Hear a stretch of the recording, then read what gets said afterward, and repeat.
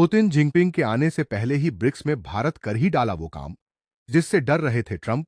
मोदी को मनाने अमेरिका को इमरजेंसी में भेजनी पड़ी स्पेशल टीम। दोस्तों, ब्रिक्स के मंच पर भारत ने एक ऐसा दांव खेल दिया है जिसने वॉशिंगटन से लेकर बीजिंग तक की रणनीतिक नींद उड़ा दी है। और पुतिन तथा जिनपिंग के भारत आने से पहले ही दिल्ली ने दुनिया को साफ संदेश दे दिया है कि अब भारत किसी भी वैश्विक मंच पर सिर्फ दर्शक बनकर नहीं बैठेगा, बल्कि नियम तय करने वाली ताकत बनकर उभरेगा।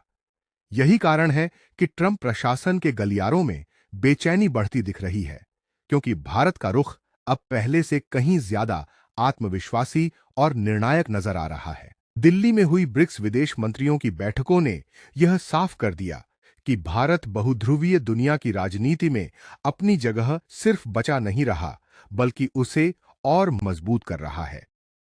भारत ने खुलकर यह संकेत दिया कि एक तरफा दबाव, आर्थिक प्रतिबंध और महाशक्तियों की मनमानी को दुनिया हमेशा नहीं झेलेगी।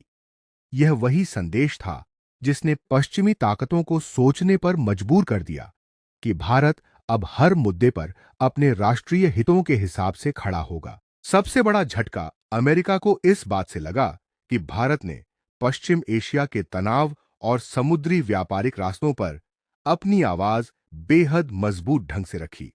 भारत ने साफ संकेत दिया कि लाल सागर और हॉर्मुज जैसे संवेदनशील मार्गों में अस्थिरता पूरी दुनिया की अर्थव्यवस्था को हिला सकती है। और यह सिर्फ बयान नहीं था, बल्कि वैश्विक व्यापार सुरक्षा पर भारत की बढ़ती भूमिका का संकेत था, जिसने पश्चिमी नीति निर्माताओं को भारत की अहमियत फिर याद दिला दी। जैसे ही दिल्ली से यह संदेश निकला, अमेरिका की सक्रियता अचानक बढ़ती नजर आई और भारत के साथ संवाद तेज करने की कोशिशें तेज हो गईं। यही वह मोड़ था जहां दुनिया ने देखा कि भारत को नजरअंदाज करना अब आसान नहीं रहा।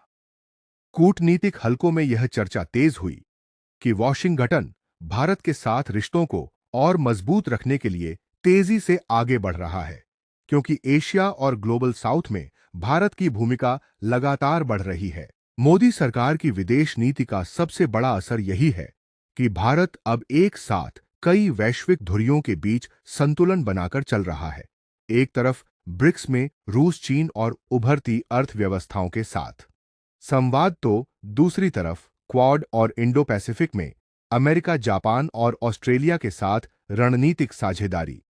यह वही कूटनीतिक संतुलन है जिसने भारत को ऐसी ताकत बना दिया है जिसे नजरअंदाज करना किसी भी महाशक्ति के लिए मुश्किल होता जा रहा है। आर्थिक मोर्चे पर भी भारत अब दबाव झेलने वाला देश नहीं, बल्कि प्रभाव डालने वाली ताकत बन चुका है।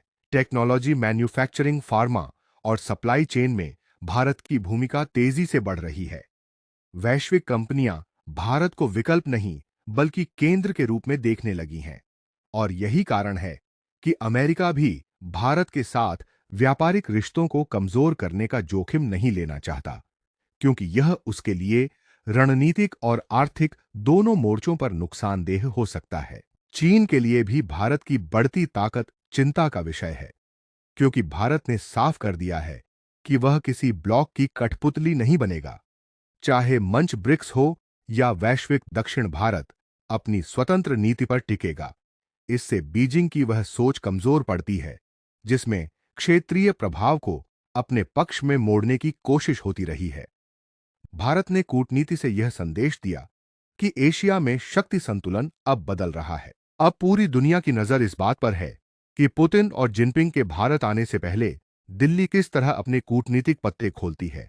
लेकिन इतना तय है कि भारत ने ब्रिक्स के मंच पर यह साबित कर दिया है कि वह सिर्फ सहभागी नहीं, बल्कि दिशा तय करने वाला देश बन चुका है। दोस्तों, अमेरिका को यह बात बिल्कुल अच्छी तरह समझ आ चुकी है कि अगर उसने भारत को दबाने या अपनी मर्जी थोपने की गलती की, तो भारत पूरी ताकत के साथ ग्लोबल साउथ की कमान संभाल लेगा और उस दिन अमेरिकी डॉलर की बादशाहत हमेशा के लिए खतरे में पड़ जाएगी। यही वो असली डर है जो ट्रंप प्रशासन को रात को सोने नहीं दे रहा। और यही वो ताकत है जिसने आज पूरी दुनिया को यह मानने पर मजबूर कर दिया है कि नई दिल्ली अब सिर्फ एक राजधानी नहीं, बल्कि यह 21वीं सदी की सबसे बड़ी वैश्विक शक्ति का केंद्र बन चुकी है। अगर यह विश्लेषण आपको पसंद आया, तो चैनल को अभी सब्सक्राइब करें और बेल आइकन दबाना बिल्कुल मत भूलिएगा। जय हिंद।